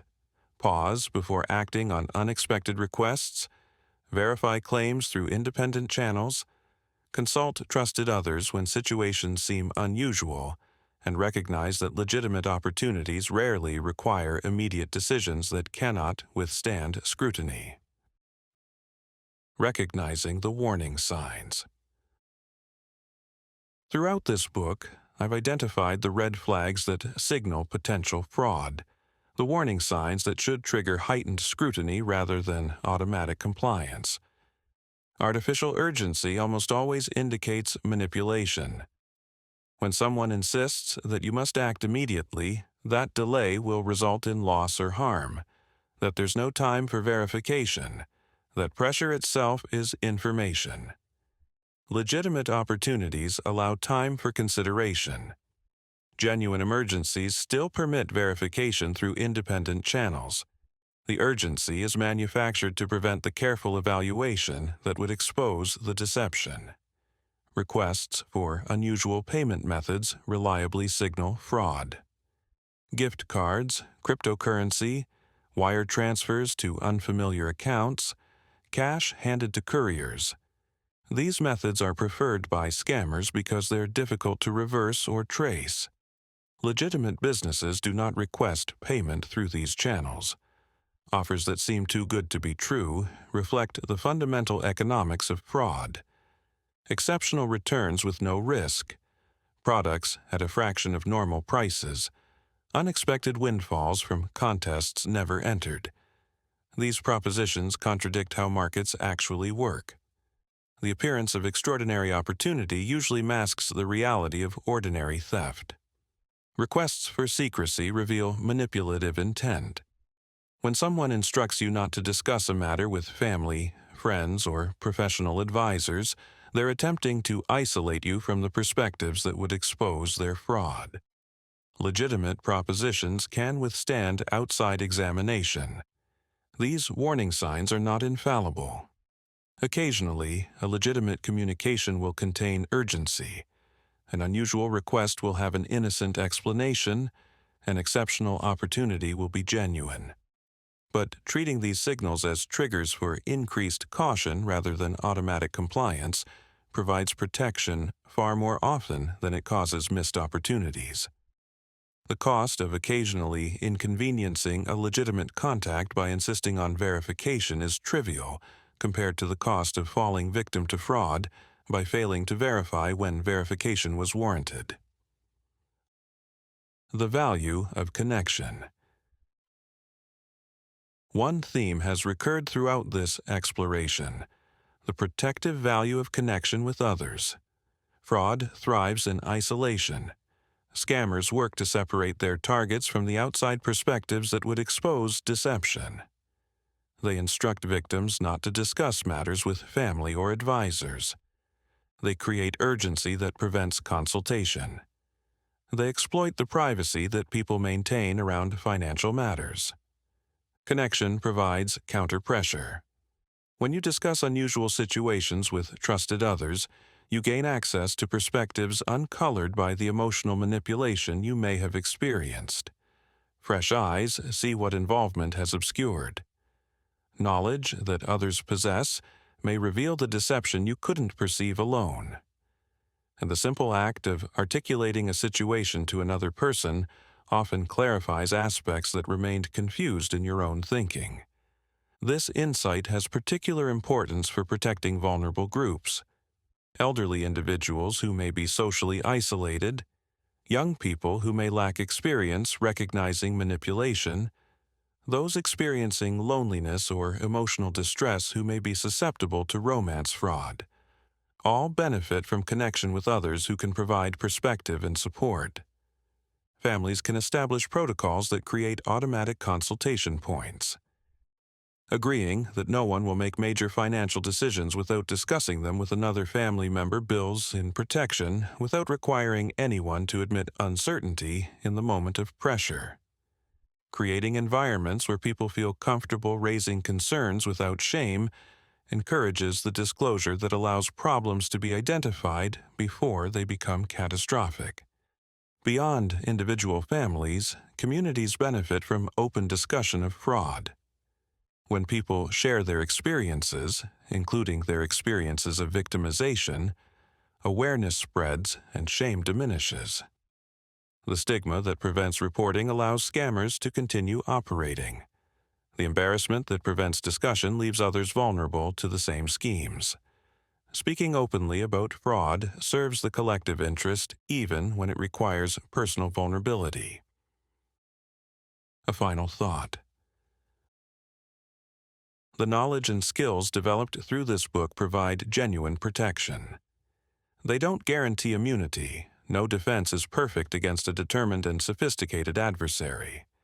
But they significantly reduce your vulnerability. They transform you from an easy target into a difficult one. They ensure that most fraud attempts will fail against you, and that you'll recognize and respond appropriately to those that succeed in penetrating your initial defenses.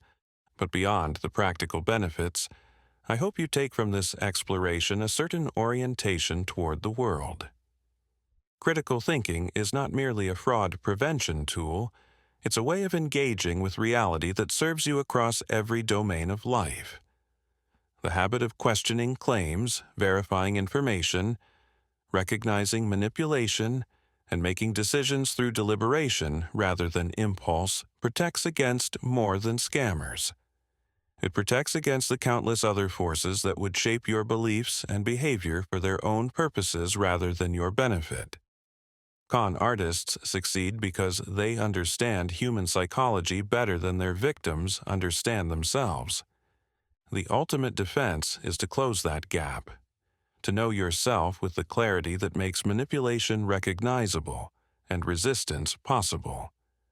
This self-knowledge, combined with practical skills and appropriate technical measures, provides the foundation for navigating a world where deception exists without becoming its victim.